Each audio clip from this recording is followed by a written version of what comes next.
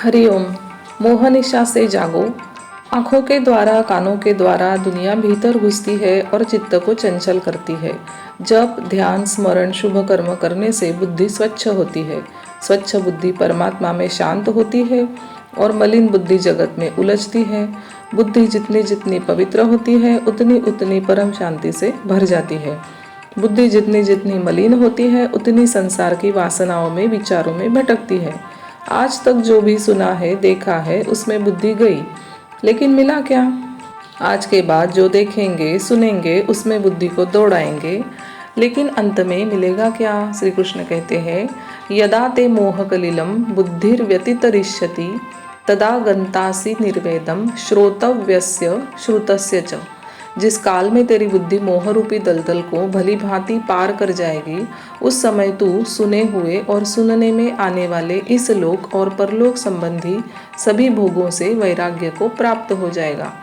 दलदल में पहले आदमी का पैर धंसता है, फिर घुटने, फिर जांघें, फिर नाभि, फिर छाती, फिर पूरा शरीर धंस जाता है। ऐसे ही संसार की दलदल में आदमी धंसता है। थोड़ा सा यह कर लूँ, थोड़ा सा यह देख लूँ, थोड़ा सा यह खा लूँ, थोड़ा सा यह सुन लूँ। प्रारंभ में बीड़ी पीने वाला जरा सी फूंक मारता है, फिर व्यसन में पूरा बंधता है। शराब पीने वाला पहले जरा सा घूंट पीता है, फिर पूरा शराबी हो जाता है। ऐसे ही ममता के बंधन वाले ममता में फंस जाते हैं। जरा शरीर का ख्याल करे, जरा कुटुंबियों का ख्याल करे, जरा जरा करते करते बुद्धि संसार के ख्यालों से भर जाती है। जिस बुद्धि में परमात्मा का ज्ञान होना चाहिए, जिस बुद्धि में परमात्मा शांति भरनी चाहिए, उस बुद्धि में संसार का कचरा भरा हुआ है। सोते हैं तो भी संसार याद आता है, चलते हैं तो भी संसार याद आता है, जीते हैं तो संसार याद आता है और मरते हैं तो भी संसार ही याद आता है। सुना हुआ है स्वर्ग के बारे में, सुना हुआ है नरक के बारे में, सुना हुआ है भगवान के बारे में। यदि बुद्धि में से मोह हट जाए तो स्वर्ग नरक का मोह नहीं होगा, सुने हुए भोग्य पदार्थों का मोह नहीं होगा। मोह की निवृत्ति होने पर बुद्धि परमात्मा के सिवाय किसी में भी नहीं ठहरेगी। परमात्मा के सिवाय कहीं भी बुद्धि ठहरती है तो समझ लेना कि अभी अज्ञान जारी है। अहमदाबाद वाला कहता है कि मुंबई में सुख है, मुंबई वाला कहता है कि कलकत्ता में सुख है, कलकत्ता वाला कहता है कि कश्मीर में सुख है, कश्मीर वाला कहता है कि शादी में सुख है, शादी वाला कहता है कि बाल बच्चों में सुख है, बाल बच्चों वाला कहता है कि निवृत्ति में सुख है, निवृत्ति वाला कहता है कि प्रवृत्ति में सुख है।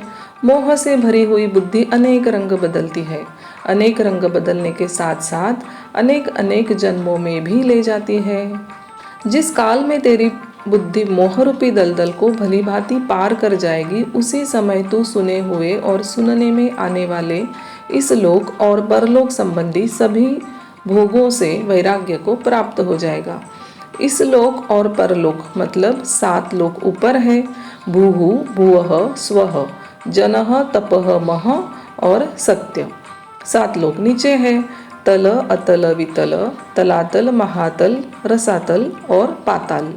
वशिष्ठ जी महाराज के पास एक ऐसी विद्याधरी आई जिसका मनोबल धारणा शक्ति से अत्यंत पुष्ट हुआ था, इच्छा शक्ति प्रबल थी। उसने वशिष्ठ जी से कहा, हे मुनीश्वर, मैं तुम्हारी शरण आई हूँ। मैं एक निराली सृष्टि में रहने वाली हूँ। उस सृष्टि के रचयिता मेरे पति हैं। उनकी बुद्धि में स्त्री भोगने की इच्छा हुई, इसलिए उन्होंने मेरा सृजन किया। मेरी उत्पत्ति के बाद उनको ध्यान में आत्मा में अधिक आनंद आने लगा, इसलिए वे मुझसे विरक्त हो गए। अब मेरी ओर आंख उठाकर देखते तक नहीं। मेरी यौवन अवस्था है, मेरे अंग सुंदर और सुकोमल है, मैं भर्ता के बिना नहीं रह सकती। आप कृपा करके चलिए, मेरे पति को समझाइए। साधु पुरुष परोपकार के लिए सम्मत हो जाते हैं। वशिष्ठ जी महाराज उस भद्र महिला के साथ उसके पति के यहाँ जाने के लिए तैयार हुए। वशिष्ठ जी भी योगी थे, उस महिला की भी धारणा शक्ति विकसित थी। दोनों उड़ते उड़ते इस सृष्टि को लांघते गए, एक नए ब्रह्मांड में प्रविष्ट हुए।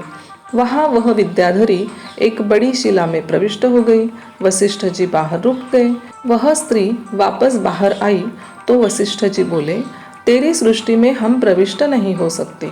तब उस विद्याधरी ने कहा, आप मेरी चित्तवृत्ति के साथ अपनी चित्तवृत्ति मिलाइए, आप भी मेरे साथ साथ प्रविष्ट हो सकेंगे। एक आदमी स्वप्न देख रहा है, उसके स्वप्न में दूसरा आदमी प्रविष्ट नहीं हो सकता। दूसरा तब प्रविष्ट हो सकेगा कि जब उन दोनों के संस्कार एक जैसे हो। एक आदमी सोया है, आप उसके पास खड़े हैं, आप बार बार सघनता से ख्याल करो, उसी ख्याल का बार बार पुनरावर्तन करो कि बारिश हो रही है, ठंड लग रही है। आपके श्वासोच्छ्वास के आंदोलन उस सोए हुए आदमी पर प्रभाव डालेंगे। उसकी चित्तवृत्ति आपकी चित्तवृत्ति के साथ तादात्म्य करेगी और उसको स्वप्न आएगा कि खूब बारिश हो रही है और मैं भीग गया। मूर्ख आदमियों के साथ हम लोग जीते हैं, संसार की दलदल में फंसे हुए, पैसों के गुलाम, इंद्रियों के गुलाम। ऐसे लोगों के बीच यदि साधक भी जाता है तो वह भी सोचता है कि चलो थोड़े रुपए इकट्ठा कर लूं, नोटों की थोड़ी सी थप्पी तो बना लूं, क्योंकि मेरे बाप के बाप तो ले गए हैं, मेरे बाप भी ले गए हैं और अब मेरे को भी ले जाना है। मोह की दलदल में आदमी फंस जाता है। कीचड़ में धंसे हुए व्यक्ति के साथ यदि तुम तादात्म्य करते हो तो तुम भी डूबने लगते हो। तुमको लगता है कि ये डूबे हैं, हम नहीं डूबेंगे, मगर तुम ऐसा कहते भी जाते हो और डूबते भी जाते हो। बुद्धि में एक ऐसा भ्रम घुस जाता है। जैसे तैसे साधक को ही नहीं, अर्जुन जैसे को भी यह भ्रम हो गया था। अर्जुन को आत्म साक्षात्कार नहीं हुआ और वह बोलता है, भगवान तुम्हारे प्रसाद से अब मैं सब समझ गया हूँ, अब मैं ठीक हो गया हूँ। भगवान कहते हैं, अच्छा ठीक है, समझ रहा है, फिर भी दुखी सुखी होता है, भीतर मोह ममता है। 11वें अध्याय में अर्जुन ने कहा कि मुझे ज्ञान हो गया है, मैं सब समझ गया, मेरा मोह नष्ट हो गया। फिर 7 अध्याय और चले हैं, उसको पता ही नहीं कि आत्म साक्षात्कार क्या होता है। एक तुष्टि नाम की भूमिका आती है जो जीव का स्वभाव होता है। जीव में थोड़ी सी शांति, थोड़ा सा सामर्थ्य, थोड़ा सा हर्ष आ जाता है तो समझ लेता है मैंने बहुत कुछ पा लिया। जरा सा आभास होता है, झलक आती है तो उसी को लोग आत्म साक्षात्कार मान लेते हैं। जब मोह कलील को बुद्धि पार कर जाएगी तब सुना हुआ और देखा हुआ जो कुछ होगा उससे तुम्हारा वैराग्य हो जाएगा। इंद्र आकर हाथ जोड़कर खड़ा हो जाए, कुबेर तुम्हारे लिए खजाने की कुंजियां लेकर खड़ा रहे, ब्रह्मा जी कमंडलू लेकर खड़े रहे और बोले चलिए ब्रह्मपुरी का सुख लीजिए, फिर भी तुम्हारे चित्त में उन पदार्थों का आकर्षण नहीं होगा, तब समझना कि आत्म साक्षात्कार हो गया। बच्चों का खेल नहीं मैदाने मोहब्बत, यहाँ जो भी आया सिर पर कफन बांध कर आया। जीव का स्वभाव है भोग, शिव का स्वभाव भोग नहीं है। जीव का स्वभाव है वासना, जीव का स्वभाव है सुख के लिए दौड़ना। ब्रह्मा जी आएंगे तो सुख देने की ही बात करेंगे ना। सुख के लिए यदि तुम भागते हो तो पता चलता है कि सुख का दरिया तुम्हारे भीतर पूरा उमड़ा नहीं है। सुख की कमी होगी तब सुख लेने को कहीं और जाओगे। सुख लेना जीव का स्वभाव होता है। आत्म साक्षात्कार के बाद जीव बाधित हो जाता है, जीव का जीवपना नहीं रहता, वह शिवत्व में प्रकट हो जाता है। कामदेव रति को साथ लेकर शिवजी के आगे कितने ही नखरे करने लगा, लेकिन शिवजी को प्रभावित न कर सका।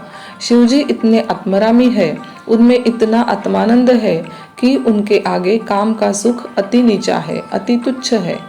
शिवजी काम से प्रभावित नहीं हुए। योगी लोग, संत लोग जब साधना करते हैं तब अप्सराएं आती है, नखरे करती है। जो उनके नखरे से आकर्षित हो जाते हैं वे आत्मनिष्ठा नहीं पा सकते हैं, आत्मानंद के खजाने को नहीं पा सकते हैं। इसलिए साधकों को चेतावनी दी जाती है कि किसी रिद्धि सिद्धि में, किसी प्रलोभन में मत फंसना।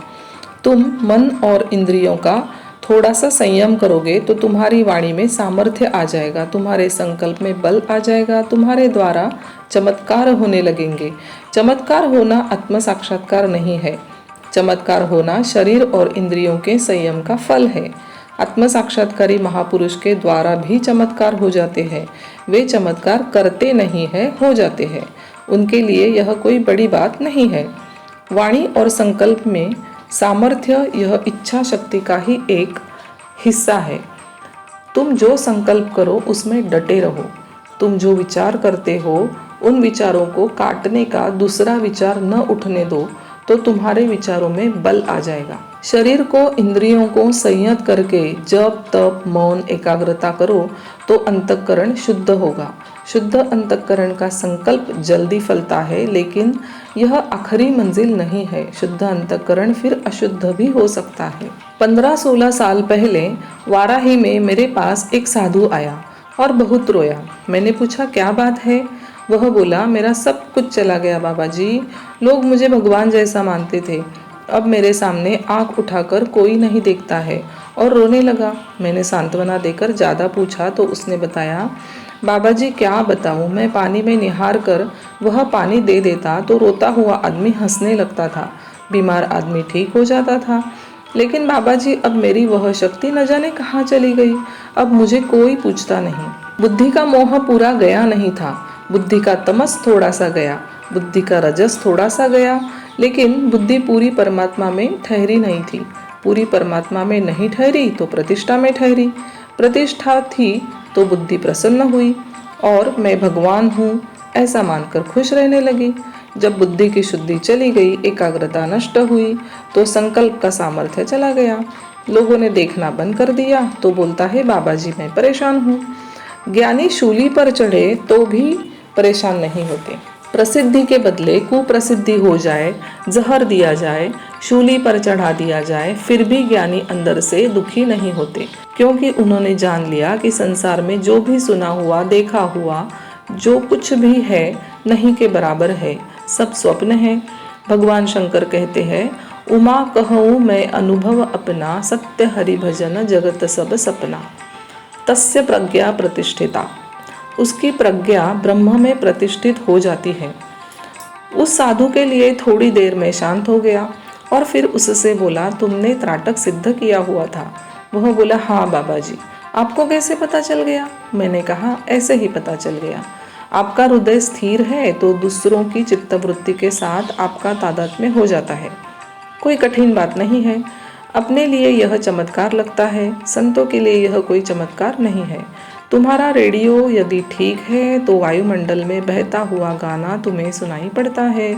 ऐसे ही यदि तुम्हारा अंतःकरण शांत होता है, बुद्धि स्थिर होती है, तो घटित घटना या भविष्य की घटना का पता चल जाता है। यही कारण है कि वाल्मीकि ऋषि ने 100 साल पहले रामायण रच ली।